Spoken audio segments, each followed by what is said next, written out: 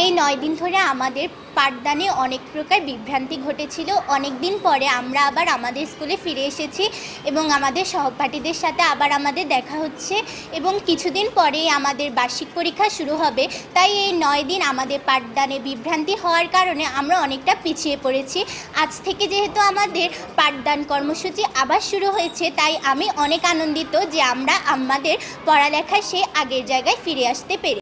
আমাদের এই যে ৯ দিন যে স্কুলটা গ্যাপ ছিল বা বন্ধ ছিল, তো এবার যদি আমাদেরকে শিক্ষকরা স্কুলে ফিরে আসছে, যদি আমাদেরকে ওভাবে যদি পড়াশোনার দিক দিয়ে যদি ঠিক করে পড়াশোনার দিকে খেয়াল রাখে, তাহলে হয়তো আমরা সামনের পরীক্ষাগুলো ভালোভাবে দিতে পারবো।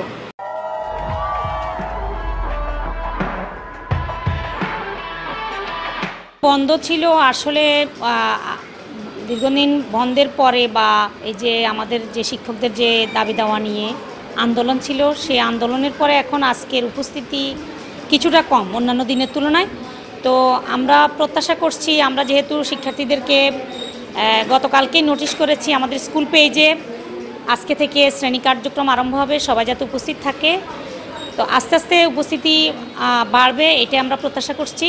তো এই আন্দোলন আমাদের শিক্ষা উপদেষ্টা সহ শিক্ষা মন্ত্রণালয়, অর্থ মন্ত্রণালয় সবাইকে ধন্যবাদ জানাই যে ওনারা আমাদেরকে আমাদের পার্সেন্টেজ আকারে বাড়ি ভাড়া দেওয়ার জন্য। আমরা প্রায় ৯ দিন আন্দোলন করেছি, এই জন্য আমাদের শিক্ষার্থীদের পড়ালেখা ক্ষতি হয়েছে। এখন আমরা শিক্ষার্থীদেরকে ভালোভাবে পাঠদান করে, প্রয়োজনে বিশেষ ক্লাসের ব্যবস্থা করে যেই পাঠদান তাদের যে ক্ষতি হয়েছে সেই ক্ষতি আমরা পূরণ করার জন্য চেষ্টা করব।